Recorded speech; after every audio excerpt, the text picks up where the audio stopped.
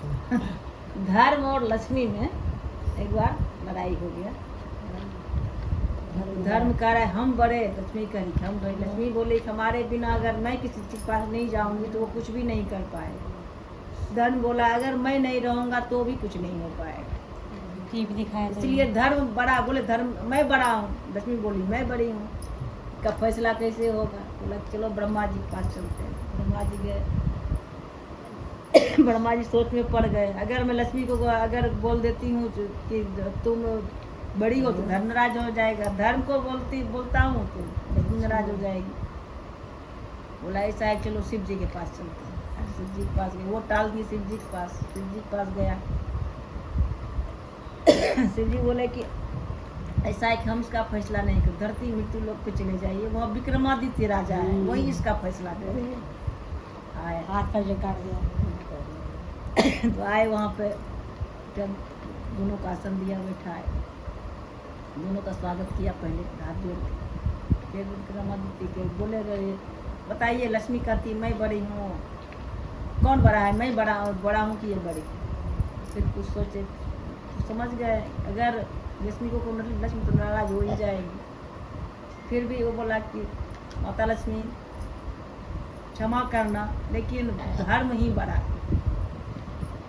लक्ष्मी के बगैर जो है ना सूखा सूखा खा के भी इंसान जी सकता है, लेकिन अगर धर्म ही नहीं रहा तब कोई संसार ही नहीं चलेगा। धन हो जाए, पापी के पास भी धन होता है, लेकिन वो धर्म तो उसके पास नहीं होता है। लक्ष्मी नाराज हो गई, जो जहाँ था कुपित हो गई, जो जहाँ था वहीं पर लीन हो गई। विक्रमादित्य बहुत धर्मात्मा थे। उसके पास एक घोड़ा, एक तलवार बच गया, बाकी सब चीज खत्म हो गया। बोले कि यहाँ आप क्या करेंगे इस नगर में सुख हो गए हैं, यहाँ रखेगा तो ये दुख जो है ना कहीं और ही बिता के आ जाए। निकला तो चलो बहन के यहाँ चलते हैं। बहन के यहाँ जाने लगा, गया तो दूर से ही सिपाही, बहन के सिपाही, राजा का तो बहन भी राजा के ही ब्याही होगी। तो रसैनिक बोला कि रानी जी आपके भाई आ रहे हैं। तो कैसे आ रहे हैं? तो कहे कि कपड़ा तो फटा चिटा ही पहने हैं, घोड़ा पे सवार हैं और आ रहे हैं। और कहे जाओ तो घुड़साल में बैठा दो। घुड़साल में बैठा दी। तो मेरी बहन नहीं आई। बहन बोले मैं अब थोड़ी देर में आऊँगी। गई है, थोड़ी देर के बाद रोखी सूखी रोटी ले भाई ये खा ले। भाई बोला बहन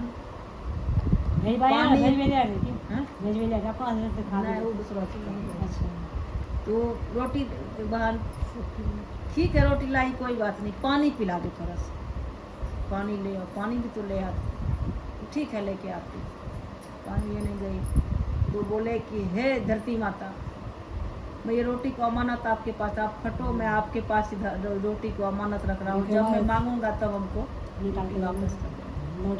बांधकर पानी देने भेज दिया। ये वहाँ से चल दिए, चल दिए। वहाँ जब चले तो फिर गए, दोस्त का याद आया, चलो दोस्त के यहाँ चलते हैं। दोस्त बहुत मांगता था, दोस्त ने कहा आदर सत्कार से गया, माल में बैठाया। लेकिन लक्ष्मी माता नाराज थी ना, कहाँ उसको क्या मिला। खाना 56 भोग लगाया, खाना खाने लगे तो खूटी पड़ने वाला का लटका हुआ था। वो जब धीरे धीरे खूटियाँ निकलने गायब होने लगा, लक्ष्मी माता निकल गई। तो फिर मित्र तो कुछ नहीं बोला, लेकिन उसकी पत्नी बोले कि यही मेरा हार चुरा, यहाँ लटका हुआ था इसने चुरा लिया।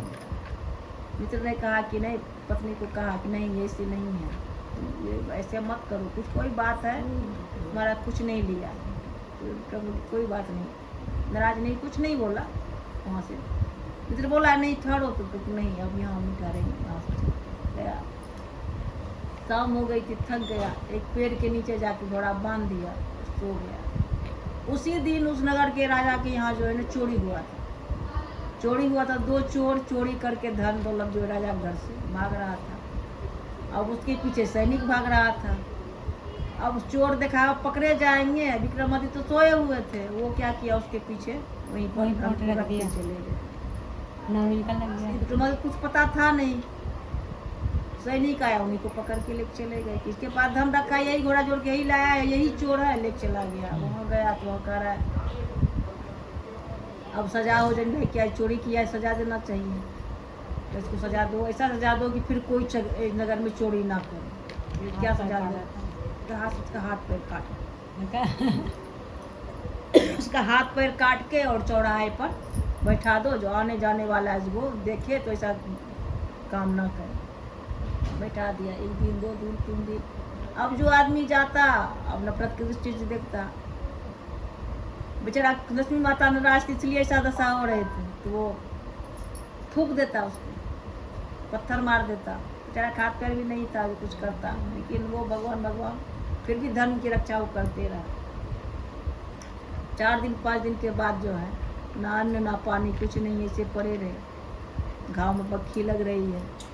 एक ग्वाला जो है जो घी बेचने के लिए जा रहा है, ग्वाला से बोला कि भाई साहब थोड़ा सा पानी पिला दीजिए, क्योंकि पानी पिलाऊंगा राजा नाराज हो जाएगा, लेकिन हमको तुम पे दया आ रही है, ऐसा करो पानी पी लो, जो भी होगी देखी जाएगी। पानी पिला दिया। ऐसा काम क्यों किया? कि नहीं ऐसा, अब क्या बताएं, नहीं बता सकते क्यों ऐसा हुआ है, क्योंकि मैंने ये काम नहीं किया है, लेकिन ऊपर वाले की कृपा है, कुछ मेरा परीक्षा चल रहा है। ठीक है, वो जो घी बेचने गया उसका घी खत्म ही नहीं हो रहा था, इनके धर्म के प्रताप से उसका घी खत्म ही नहीं, बेचते जाए वो मटका खत्म ही न हो। घर आया, पत्नी को बताया कि देखो आज ऐसे जुड़ेजा को सजा दिया, चौराहे बैठा है, उसको मैंने पानी पिलाया और आज मेरा घी खत्म, बहुत पैसा भी हो गया, फिर घी भी खत्म नहीं हो रहा था। देखो फिर पत्नी बोली कि मेरा भी संतान नहीं है, ऐसा है आप उसको ले आइए, घर रखने, हम उसको पुत्र बना के पाले, घर में मन भी लगेगा, उसका सेवा हम करेंगे, पुत्र भाव से अपना पुत्र बनाएंगे। राजा की बुरी शादी कर लेगा। तो बोली क्योंकि ऐसे कैसे उसको ले आएंगे, राजा नाराज हो जाए, तो राजा सजा दिया है उसको, राजा को पूछ लो। राजा के आगे, राजा साहब इसको सजा दिए हैं, हाथ पैर काटे हैं, उसको मैं अपने घर ले जाना चाहता हूँ। राजा बोला कि ले जाओ, किस काम का है वो, अगर तुमको रखना है ले जाओ, वो किसका हाथ पैर है नहीं, क्या करना है। ले गया। उसकी पत्नी उसका सेवा करने लगी। स्वभाव से तो बहुत अच्छे थे, राजा ही थे, ये भी तो बताया किसी को कुछ नहीं, किसी को बताया नहीं, रहने लगे। तो उसके घर में वृद्धि बरकत होने लगा। एक दिन जो है राजा की बेटी का स्वयंवर होने लगा। तो पिताजी हमको भी ले चलिए स्वयंवर में। तो तुम क्या करो, चलिए तो लेके चलिए तो सही। क्योंकि चलेंगे। उसके बाद एक दिन वो राजा का जब बेटी का स्वयंवर था, जाने के तैयार, उस दिन राजा ने बोला कि 100 मटका हमको घी चाहिए। अब 100 मटका घी का व्यवस्था उसके पास था नहीं। बोला कि अब चिंता में, स्वयंवर में जाऊंगा कैसे, 100 मटका घी मांगा है, 100 मटका घी मैं कहाँ से एक दिन में दूंगा। विक्रमादित्य बोले ये पिताजी आप ऐसा कीजिए ना कि उससे 100 मटका राजा से मंगवाइए, घी की व्यवस्था हो जाएगी। क्योंकि तुम कहाँ से करोगे, तुम्हारे पास ना हाथ नहीं है पैर है, बल्कि उसकी चिंता आप मत कीजिए, आप जाइए मटका मंगवा लीजिए। मटका मंगवाया।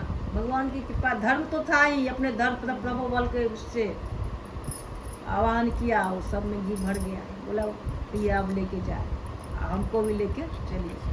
वो जो था ग्वाला और उसका जो साथी सहयोगी जो था, उसको हाथ मथा पे लेके गया, एक बगल में उसको ही बैठा दिया। दूर दूर से राजा सब आए थे। और राजा की बेटी में क्या था कि दीपक राग जानती थी। वो रात को गीत गा के दीपक जला जाती थी, और फिर जब आधा रात हो जाता था सब तो गीत गा के उसको बुझा देती थी। तो विक्रमादित्य जब उसके यहाँ रहते थे तो विक्रमादित्य को भी दीप राग आता था। इस लड़की को पता था। वो क्या कर, जैसे ही बुझा दे ये फिर गीत गा के पूरा महल को, सब पूरा नगर में गीत जगमगा दे। तो वो समझ गई थी कि विक्रमादित्य ही ऐसा कर सकता है, वही एक ऐसा है, और यही अगल बगल में ही कही, हमको तो पति उसी को चुनना। समूचा घूमी फिरी और देखी एक बगल में हाथ पैर कटा हुआ है, बगल में लेकिन शरीर से प्रकाश, दिव्य प्रकाश आ रहा था। वो गई, उसको वरमाला पहना दी। इधर राजा सब, राजकुमार सब नाराज हो गए। राजा को कहने लगे कि जब उसी अपंग से शादी करवाना था बेटी का, तो निमंत्रण क्यों दिए? तो बोले कि निमंत्रण हम क्षमा कीजिए, अब बेटी अब कहता है कि लड़की जिसको वरण कर ले उसकी शादी करवाना पिता को पड़ता है, तो हम क्या करते, बेटी उसी को पसंद कर रही है तो अब शादी तो करवाना पड़ेगा। हम क्षमा मांगते, क्षमा प्रार्थना थे। सब चला गया, उसकी शादी हो गया। राजा बोला कि अब तुम इससे शादी की, उसके साथ जाओ। कुछ दिया नहीं। उसी यादव के साथ वो उसके साथ चली गई, उसके यहाँ रहने लगी। तो कुछ दिन के बाद जब 2-4 दिन 10 दिन हो गया तो फिर बोली वो विक्रमादित्य बोले तुम अपने भाई के यहाँ जाओ और अपनी भाभी से बोलना कि मेरे पति को ना हिरण का मीट खाने का मन है, मांस खाने का मन है, थोड़ा सा भाई शिकार करके लाता थोड़ा सा दे दो।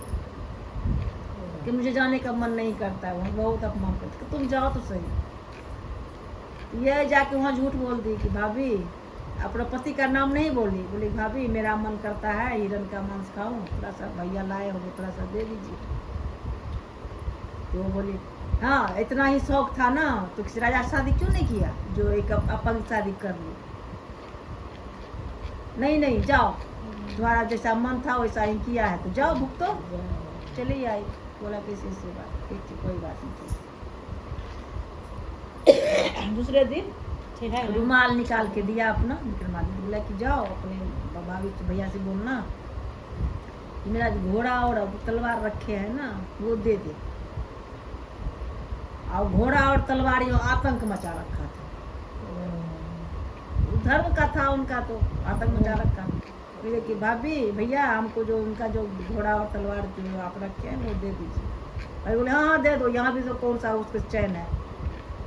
जैसे ही पहले रानी गई आगे ये तो घोड़ा ये करने लो, चलने फिरने लगा, तलवार सांप बन के नचने लगा, ये रुमाल ऐसे करके रुमाल दिखा दिया, शांत हो गया उसके आगे आगे आगे।